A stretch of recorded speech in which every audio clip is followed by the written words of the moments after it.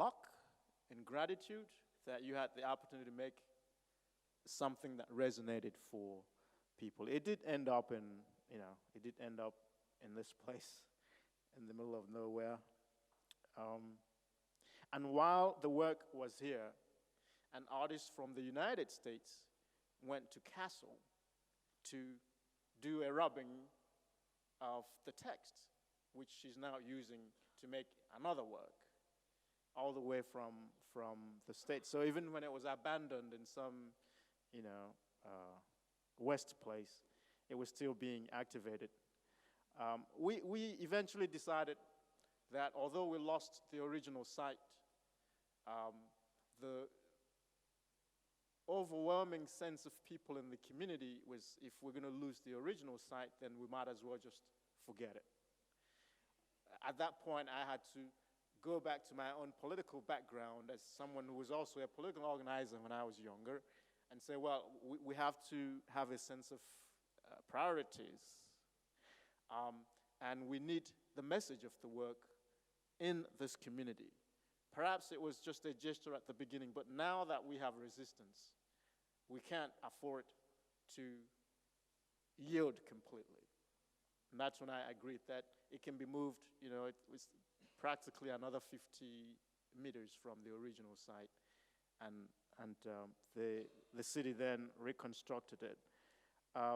And more recently, this is how people are using the site. This is a demonstration from a group that's involved in rescuing people in the Mediterranean. So now they're reactivating it even outside the center. And this are the site where it is.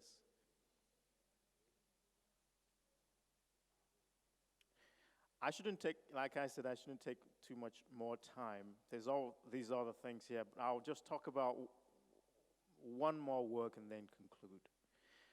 This is a much older work that I made in Japan in the year 2000. The reason I talk about it is also this desire to find not just history, but also to build a sense of ownership. So the challenge that I took upon was to do something that commemorates the history of the longest river in Japan, the Shinano River, which in this particular town dries up now. It used to be the biggest, longest river in Japan. But because of damming for hydroelectricity, sending power to Tokyo, the fishing industry in that area collapsed. They had difficulties with the rice growing industry because the water came from the river, and now you can basically ford it. You can walk across it in the summer. So I wanted to make a sort of shrine to that, and we decided to use something that's evocative of power lines and pylons and so on and so forth. But the other thing I wanted to do is when you have concrete pillars, it's very difficult to find a way to activate concrete pillars. It's very phallic, it's very in the center, it's very solid, and so on and so forth. So it's just another monument. How do you activate such a monument?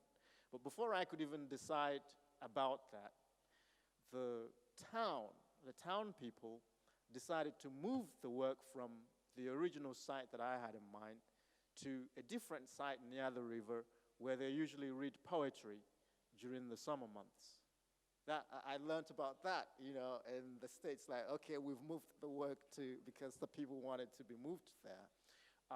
And I think part of it was because what I proposed to do was to get high school students, junior high school students in the whole region to participate in a poetry contest, write poetry about the environment. So we had a competition. There were 726 entries, out of which we chose, I think, 18.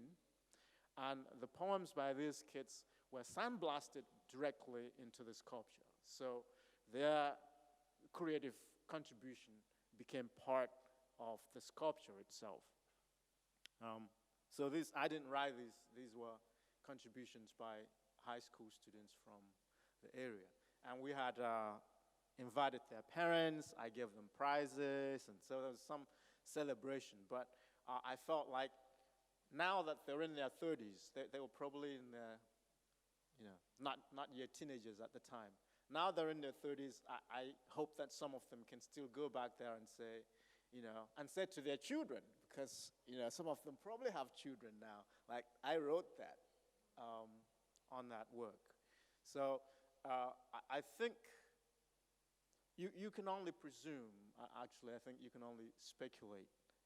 But I think that somehow we were able to build that sense of ownership in the community. And I discovered recently that they've actually sort of roped it off so that people won't destroy it, which is not exactly what I had in mind. But again, it was the community that decided that. So, I haven't seen it since 2000. It's 19 years ago. So, they decide what they want to do with it. And lastly, there's all sorts of other things here that I can't go into. Lastly, I want to talk about I'd like to talk about the most recent work that I made. And this is a different kind of work because it's a different public space. It's not a public square. But a mutual friend of ours invited me and many other artists to Cuba in December. And Magdalena, I think, shows here in Milan. And she wanted the obelisk for her hometown in Cuba.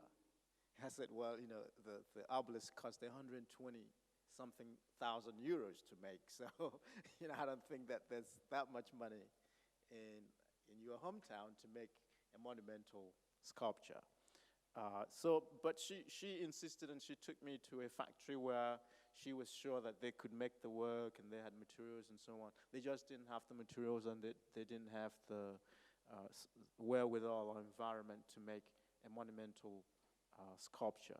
But while we were in that place, we went to this particular factory, and I felt like I could activate the space in some way by turning as many of these things as possible into works of art.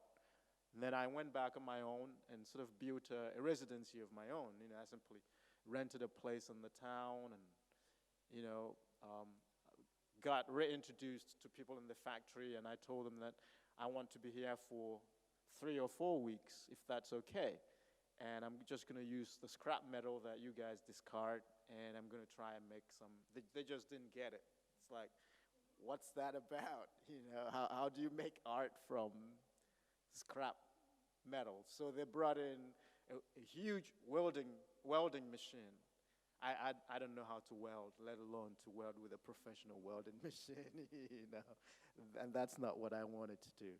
At any rate, in the process of simply walking around the factory and collecting bits and pieces of metal and so on, I was just a curiosity, really. All they knew is someone at the top told people that there's this very famous artist who it didn't make an impression because I just looked like them, right?